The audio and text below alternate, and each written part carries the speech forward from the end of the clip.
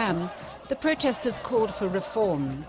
Today, as the name of each atrocity and massacre carried out by the Assad regime is called out, the crowd called for the death of the president by hanging.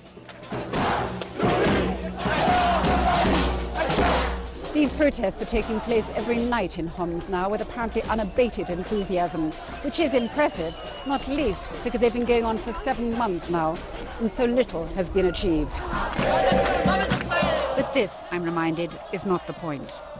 I haven't seen anything like this in my life. The old, the young, women, everyone calling for freedom in Syria.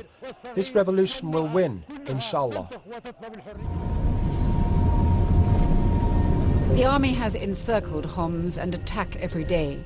People tell you they have rats but no food. Water, power and communications are cut off in the areas where demonstrations take place. I was taken to meet Mohammed, one of the soldiers who was ordered to attack the city. We were ordered to kill everything that moved, everyone who was walking in the street. There were children. We were being ordered to kill our own people, who at the end of the day are our own flesh and blood. Only on Friday the protest takes place during the day after midday prayers, and the army always attacks. In a network of field hospitals, doctors prepare for the inevitable casualties. They can no longer take the injured to hospital. To our astonishment, we found that when we did that, the injured were either arrested or killed. A man would go into the hospital with a treatable injury to his hand or to his leg, and his family would be summoned to collect a corpse with a shot in the head or in the chest. Homs may boast the title of the capital of the Syrian revolution, but it has cost them over 1,000 dead. But they say they're winning. We'll carry on telling Bashar al-Assad to go, one protester tells me, even if he has to kill every one of us. Well, for more on what it's like inside Syria, I was joined by Sue Lloyd-Roberts earlier. I asked her how determined the protesters are to carry on demonstrating. Very determined, and this is something that I find so extraordinary, that there they are, they've been demonstrating for 7 months, over 3,000 dead, over 1,200 in the city of Homs itself, where I am, where I've been. And really they've achieved very, very little, but the point they make, the more deaths there are, the more determined they are to go on. You say there that they've achieved very little. Do they think, when they talk to you, did they think that they would be able to overthrow the Assad regime?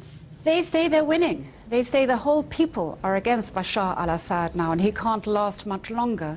Things are slowly going on their side. The Arab League has suggested that Syria really has got to stop killing its people and given it a 15-day ultimatum. The Syrian opposition have now got themselves together, and there is an opposition party that could be a credible alternative to President Assad. And then while I was there, as you saw in the report, I met a lot of soldiers who've defected from the regular Syrian army, who've joined what they call the Free Syrian Army. And they say they are now going to defend the protesters and start attacking the Syrian army. So you're one of the very few journalists who have got into Syria, and it's been part of the problem that we haven't actually had much reporting out of the country. You were also there earlier during these protests. What difference did you find in the country between your visits? Two things, I think. One is that when I was there before, in June, the protest was far less vehement, if you like. They were still prepared to go along with President Assad if he were to introduce reforms. This time they are completely disillusioned with the man because he's killed so many of them, and they're calling for his death by hanging. And secondly, when I was there last time, they didn't want any kind of international interference or help. They'd seen what was happening in Libya, and they were frightened of the same thing happening in Syria. This time I heard a different plea. Please help. They want Russia and China to support the UN resolution against Syria. They want Russia and China to be forced to stop sending weapons to Syria. They want a much more determined effort by the international community.